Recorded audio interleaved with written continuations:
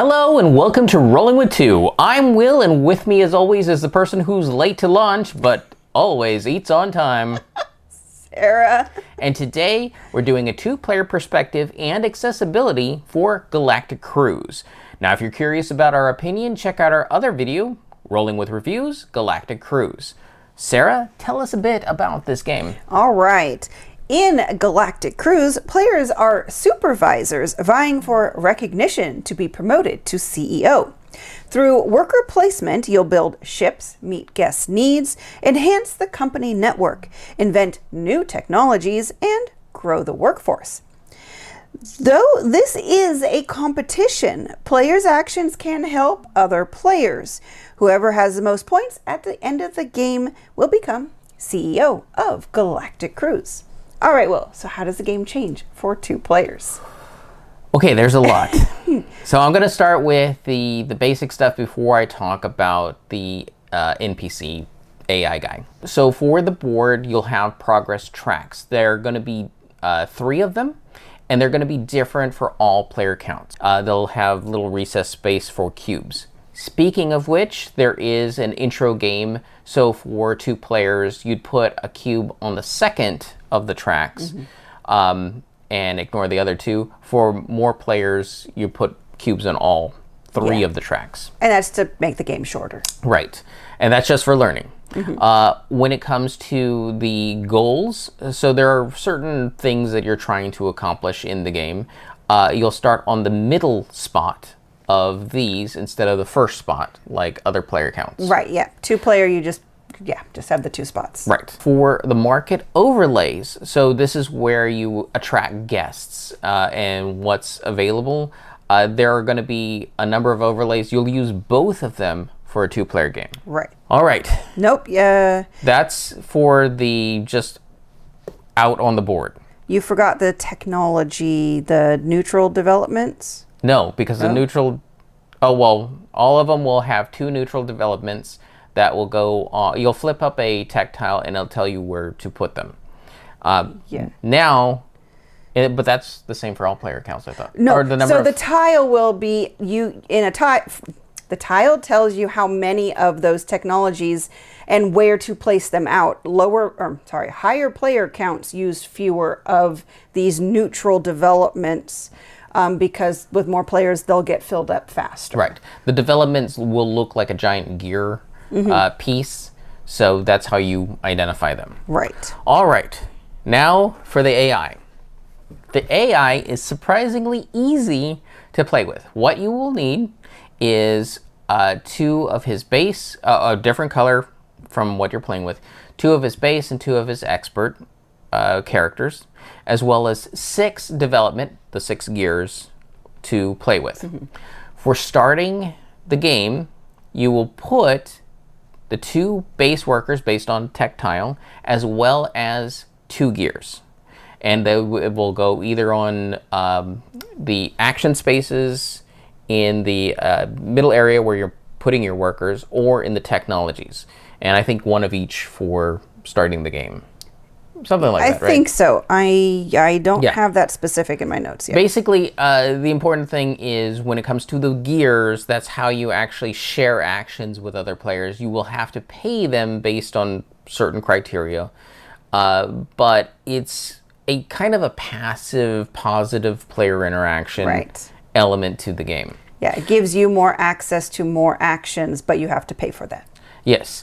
The pieces for the AI will change as you finish the progress track. So after the first progress track, 1 of the base workers will be replaced with the special worker, and 2 more of those gears will be placed out on the board based on technologies. Because in a 2-player game, you will leave the technologies stack out available, but you won't put them back in the box, because you will need them to identify how the AI will be placed when it comes to placing. At the end of the second track, again, the final base worker will be placed with the specialist, and the 2 more gears will be placed out on the board, finishing his full setup.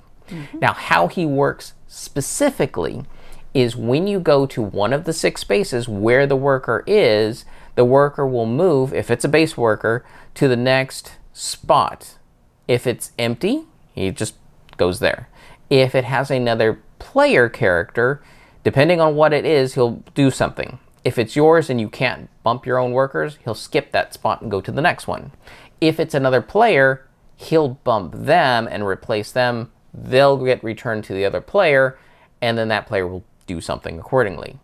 Now, if he's a special worker, he skips empty spots and just finds the next valid person he can bump. If there are no valid spots, or because there's no workers out, or for whatever reason he can't bump anybody, that's when he will actually look at just the next available empty spot. Right. But in this game, bumping other people gives them a benefit. So in a 2-player game, you need this kind of bot, well, to simulate a higher player count game where people are bumping each other quite frequently. Yeah, the bonus you get is what's called a funding bonus, and it's based on what you have available in front of you in your board, and even those can get upgraded. So you sometimes really, really want to either 1, bump yourself, or 2, have other people bump you, and it just helps having the AI out there who's just purely reactive. Right, and as Will said, very simple to use. Yes. Okay, so that is how the bot works and all the changes. Hopefully we got all the changes. But again, the rules, I think you do have to refer to the back of the rules for the whole changes, all the changes for the 2. Pages 34 and 35 That's right, cover the rules for 2-player. Right, so you will set it up according to the higher player count, but make changes for the 2-player count. So issues at a 2-player count is if you're not trying to do riskier actions, both players can fall into groupthink, which then kind of gives the first player a huge advantage and they win. Like we played, I don't know, like 4 or 5 games. 1, 2. And yeah. And it was only until I broke the mold and chose riskier actions, because there are plenty of risky actions that would require me to pay other players to do something less efficiently but get it done quicker. And it was only in those instances where I chose to break from the pattern that we had started setting on all our other games where the first player just didn't win. Right, because if you take a more relaxed approach of like, well, I don't really need to use my opponent's development because I'll just get one there eventually. And so maybe you're not pushing to be the most efficient with your actions, and both players are kind of playing that leisurely stroll down launch pad kind of territory, then you just don't feel that pressure. Yeah, but expect the first player to win. So because that's they just happen to be doing everything in the efficient order first. Right. And you're just following them. Yep, exactly. Even though you're doing completely different things, it's just in order to check all the boxes off of a proper launch, you need to have so many things checked off. You need to make sure you have enough food. You have to need enough oxygen. You have to need enough fuel. You have to have a rocket of a certain size. You need to have scheduled a cruise. You need guests to go on said cruise. It's a long checklist of things you need. But all the checklists are the same when you strip away the nuances of how you obtain them. Right. So that's why the first player does have an advantage. Right. And if you don't break it, I'll expect them to win. Right, which is again why we kind of felt that if you're going at a more leisurely pace, it doesn't feel like you really need to use each other's developments. So that part kind of fell flat for us, but that could have been the way we were playing, because when Will broke the mold and started using my developments rather than trying to just build his own, he was able to go faster than I was, and therefore, even though I was the first player in that game, he won because he was really pushing and trying different things. Yeah, and Sarah was like, hey, I'm getting more money. I'm getting and then she's like, wait a minute, why are you launching? Wait. Yeah. You didn't invite any people. Oh, you brought them on the cheap way. Yeah, because there's different ways to do things. No. Yeah. The other thing we found that's kind of not great at 2-player is those company goals. Yes, you start like in the middle, but it may be only like, have to get 5 of something, and then the next person has to get 6. But these changes, even though it's only maybe one number, in reality is a huge difference. And so it felt kind of, I don't know what the right word is. It felt like it was a big jump. Yes, it was a big jump. Because like one of them is go to different planets. Now the first person to go to 2 different planets, and what defines a planet is the guest that wants to go there. Right. So either they're adventurous, or their family, or their leisure. Those are the 3 types. So let's say Sarah goes to the first 2, she gets that. Well, that changes the company goal. Now the next person, which would be me, because she can't score that a goal again, now needs to go through all 3 different ones. That's a much bigger ask. Because that's 3 launches, and it is hard. I mean, it takes a lot to launch. I just kind of covered all the things you need to do. Now put all that in one more time, going to a different planet, and I'm like, ugh. So it just feels a little rough and could result in a bad experience. In a higher player count game, it does give that first person who gets it that advantage. And then I guess everyone, well, actually with that one, they would start lower down. And so there'd be 2 instances of the easier way. They either start lower down, or they do the base one like twice. Yeah, that's what I'm saying is like, if you need to go to 2 different planets, it would be that twice, and then it would jump to 3 for everyone else. So in a 4-player game, the first 2 people would just have to go to 2 planets, but then the 3rd and 4th person would have to go to 3. Yeah. The pacing is a bit better in higher player counts. But for 2 players, it's if you're not first, it really sucks. That's what it feels like. Yeah. Okay, but that's about it for what's not great. But for what it does well is, as we said, that NPC, this is one of the best bots we've seen for a heavier game. Yeah. Or actually for any game, really, because it's very easy to manage, and it works really well and actually simulates that higher player count without being cumbersome. Yeah. 1, it doesn't try to win the game.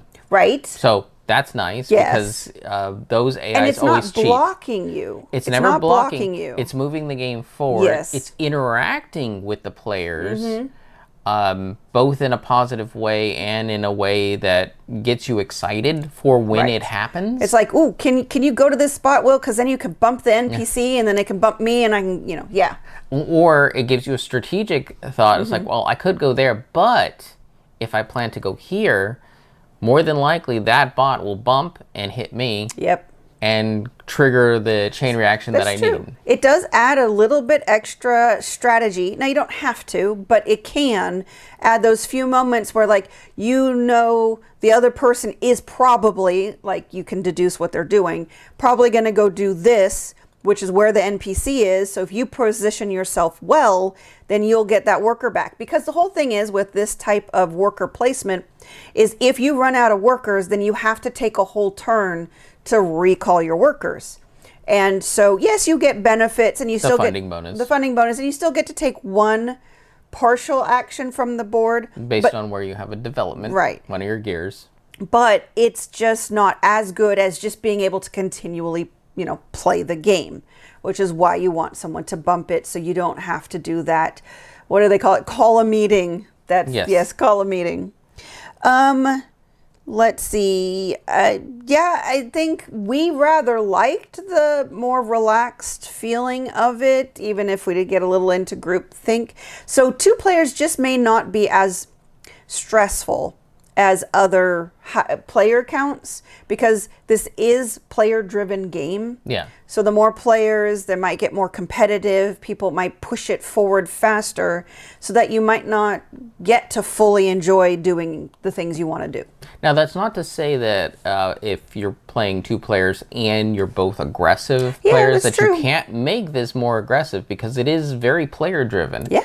It's just, if you have a relaxed player, it's hard not to group think of, well, then let me enjoy myself. And there is a lot to enjoy in the game. And that's just it. It's a bigger, heavier game, and there's a lot of things to do, and a lot of it is really engaging.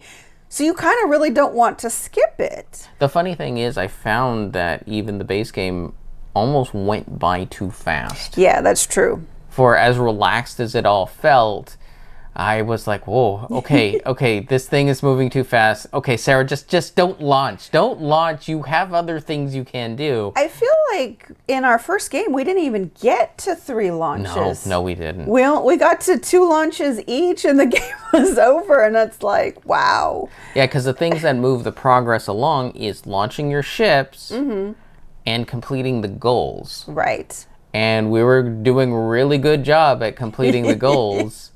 And so we barely got 2 launches in before the game was over. Yep. Okay, well, I think that is everything. So let's move on to accessibility. So this is going to be some challenges here. Nothing, I think, that is unexpected, I guess I should say, because this is a heavy game with really complex rules and concepts. So just on that level, this is not going to be accessible for everyone. And you hopefully by now that if you've played other heavy games that are really long and complex, this one just may not be for you.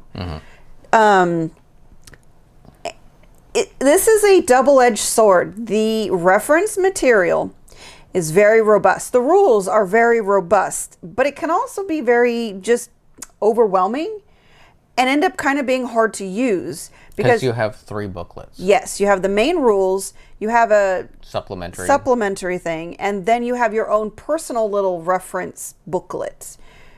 And it's just a lot because there's just times you don't know which one to look into. Because there are different material in each of those spots. And even though we ended up playing, I'm pretty sure it was 5 times, even by the 5th game, though, I still was pulling up all 3 booklets because I still couldn't figure out where things were at. Yeah, or when I told her something, she's like, I don't believe you. And so she still had to, she still had 3 booklets that she had to look through to find the answer and go, yeah, okay. And there were still things that I got wrong. It's like, isn't it this way? And she goes, no, let me 3 booklets later. And I'm like, okay, here's what it says. And I'm like, yeah, okay, you're right. Now, I'm not saying anything, there's one thing missing and I will point it out in just a second. Again, very robust. It contained almost everything we were looking for. Yes. The one thing we were looking for, and other people were as well, was one single sheet that had all the iconography, because a lot of this iconography is very unique and not intuitive. And because it's so unique, you can't rely on the syntax or the look of anything else to let you know what this one means. So it'd be easier rather than looking through 3 books, because I have to say, that's what I looked a lot through, was what does this icon mean? Thankfully, if you go to Board Game Geek and you find the games page, go to the files section, they have now made a single sheet. Well, you have to print it front and back. So it's 2 pages if you print it, not front and back. That's how many icons are in this game. It's a lot of icons, but it's a really good reference. I wish we had gotten it before we finished playing all our games. But now when we play it moving forward, I won't be looking through all 3 of those books quite so often, because now there's a reference sheet. The icon reference sheet doesn't by chance say where it also can be found more information in which of the reference books? They did. They did. They cross-referenced it. And that's the thing I really like throughout their rule books. If there's information on something somewhere else, they would cross-reference it. So I'm saying they did a robust job. Yeah. It's just there's a lot to go through. But going on to stuff that's kind of missing, this is kind of minor, but we kept missing it. The launch sequence on your player board, left side of your board, has iconography. You start at the bottom and you go up, and iconography to kind of tell you what you need to do every step. The one thing that's missing is refilling the market with new people and a new cruise. Inevitably, we'd get to the next person's turn and be like, oh, we forgot to do that. So we got to the person who launched in the first place and then realized, wait a minute, there's not enough people out there. So I don't know why that part wasn't in there, because every other step you need to take for a launch is in there. But just that step, which usually is done at the end, but that was the problem, is we do everything else. But it is in one of the books. I don't remember which book though. Yeah, it is in one of the books. The player board. It's great because it's dual layered, and I guess a spoiler, that's one of the things we really like about it.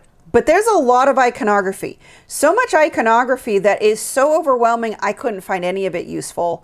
The board was way too packed, and I had trouble learning the iconography and parsing it, that I couldn't read it. My eyes would just glaze over looking at the board and all the icons, and I mean, it was like hieroglyphics at a certain point. Well, because for example, in your launch tower, you have tokens, and each of the tokens have pictures.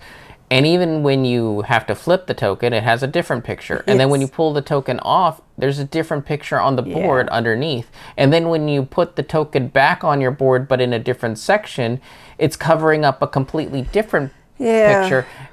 And that's just, those things are just icons you're supposed to cover up. Yeah. I'm talking about the reference material, where it's trying to remind you of these are the things to do when this happens. But the problem is there's not enough English. There's no English to tell me, okay, this is the reference material for your turn. This is the reference material when you call a meeting. This is, so it's just this one giant area in the middle of your board of icons, and I don't know what they're supposed to be for until I've already done the thing. And then you kind of look and be like, oh, that's what that was supposed to remind me to do, what I just did. Right.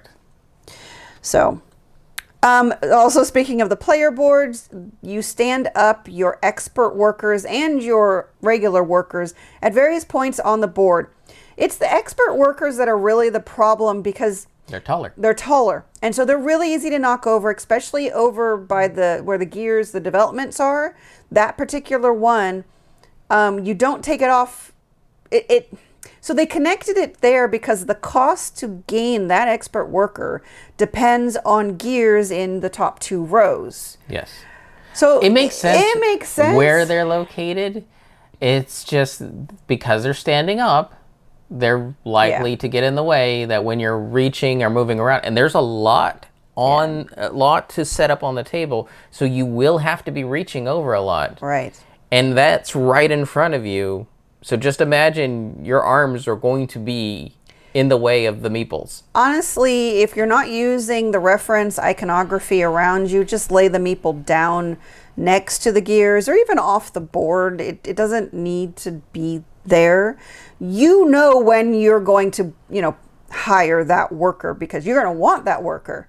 So it's not like he's going to get lost or anything. So lay him down if he's truly in the way. Okay, all players have all the same shaped pieces, so there's no uniqueness, which makes sense. There's so many different pieces, and you need them to be comparable. I'm hoping for most people the colors are not going to be a problem, because there's blue, green, yellow, and magenta. But I do know that there are some issues with blue and green, green and yellow, and I'm not sure about the magenta. Blue and red. And yeah, that's the thing, is it's not a true red, so that's why I don't know. I try to take a good picture. It's not the best. But yeah, hopefully those won't be an issue, or you'll find one of those colors will work really well, because they don't stay on your board. You're going to be putting your workers out. You're going to be putting your gears out. You're going to be putting your cubes out. A lot of your material is going out on the main board next to other people's stuff. So hopefully one of the 4 colors is distinct enough for you. Yeah. When you play a standard game, you randomize the action spaces. If you play the intro game, they're printed on the board. But when you play a standard, you're going to randomize them to mixing up, which is cool, except those 2 pieces don't stay together because there's no recessed place to put them. Well, you wouldn't want to, because then it'd be so hard to get them out. That's true. So it's another frustrating part, because there's so many on the board that just expect they're going to get knocked around, and you might be fiddling with adjusting them. And just talking about room, the whole game just takes up a heck of a lot of room. I think there was one point I ended up just putting my player stuff on a side TV tray, because I was just like, we have just a basic folding table, which is not that big. So this thing took up all the space, what do you call it, vertically, and most of the space horizontally. So and it's just 2 of us. I'm not sure how we would even fit 4 players playing this Have game. to get another table. Get more TV trays, get another table. So just be aware, look at pictures of the board, the game and setup and stuff. Hopefully I've found maybe a couple to share. This is a table hog. So hopefully you have a big table. Or have enough square footage in your place of residence. Yeah. But play on the floor. Yeah, oh God, play on the floor. Not anymore. Let's move on to what it does right, because it really does do a lot of right things, and that is the insert.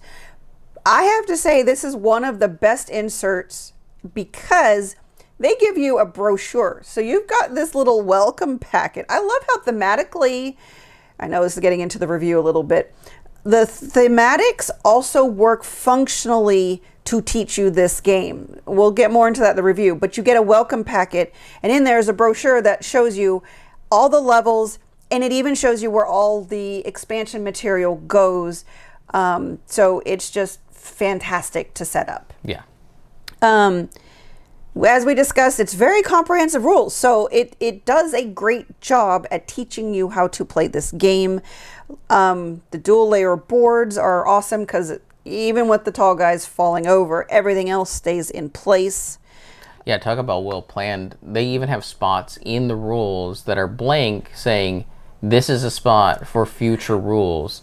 So they'll probably have like sticker sheets. I'm still not sure I like that idea, but a sticker sheet, we'll see. It means you have one rule book. Yeah, it does. For all your expansion material. Because the 2 expansions that came in the Kickstarter not only fit in this box, but the rules for it are in the main rules. So there's no separate booklet. And in fact, all 3 booklets reference the 2 expansion materials so that it is comprehensively covering everything that currently exists. Yes. So that is really great. The money and ad tokens, now the cardboard version's your basic version. We did get this kind of upgraded bits for that. Yeah, I think metal and plastic versus just the chipboard. Just the chipboard. They are different sizes for the different denominations. The monies are 1s and 5s, and the ads are 1s and 3s, but they are different sizes and shapes, so that easy to identify. they're easy to identify by touch. And then the text, I didn't have any problem reading things. Now on the board, because there's so big a space, you might have to stand up to read some things every now and then. But everything's really clear and easy to read, and it's all open information. Except your agenda cards are supposed to be kept secret, but we played them open-handed, and maybe it's just because I don't have a great memory, but there is so much going on with the game that it's hard to remember the other players, even if you know what they are. Right. And there's no mechanism to take other players' agenda cards or make Stop them discard or stop them or any way. Yeah. So having that be open information doesn't play any major influence in the game. Exactly. All right, let's go on to our conclusion. For 2 players. I would say yes, and this is surprising for me, is the bot works really well. Yeah, the size of the game, that's usually where 2 players, it's either ideal because it's made specifically for 2 players. I'm thinking like Fields of Arle type games.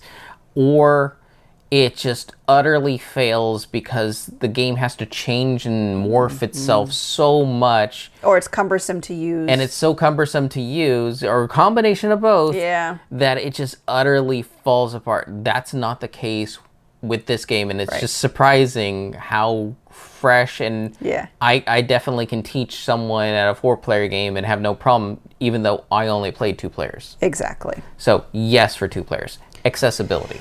This is going to be mostly yes. This won't be accessible for those who don't like heavy games. And there's just minor potential colorblind issues. But again, hopefully not. Yeah, because even the guests, they're all the same shape, but they are printed to be different. They are different printing. Yeah. Accessibility, I would say you're going to have more issues just with the weight of the game than anything else. Everything else feels like it's something that can be worked around. It's just going to be cumbersome because of its size. Right. Agreed. All right. That will do it for us. And Sarah, Yes. what's something special that you would put on your galactic cruise that's, great for going in space? Something specifically for going into space? You would put on your cruise? I don't know. Sparkles? Sparkles go with everything. Then you can hide in the stars. What would you? You asked the question out of nowhere. What would you add? I don't know. Now I'm just imagining the horror that is Sarah's glitter space rocket. I guess it would blind people coming on. And just floating glitter everywhere to get in your eyes and pores. It's like, No, the outside would be sparkly, not the inside. but you don't see the outside because it's space out there. Oh. Well, what would you put in yours then? On the inside. On the inside. Well, I didn't see a zoo. Was there a zoo? I would probably do 3-dimensional mazes because gravity isn't a thing. That would be pretty cool. Yeah. Very spacey. Dizzying. Yes. All right, and why would you ever roll with just one when you can be rolling with two? If you have any questions, comments, or concerns, you can reach out to us on the various social media platforms at Rolling with Two, that's TWO. We're on Blue Sky, Facebook, Twitter, and Instagram. For Discord, we have a channel on Tabletop Express. Check the show notes for the invite link. If you have time, check out the other content Nanaman has found for you, because remember, he's rolling with you.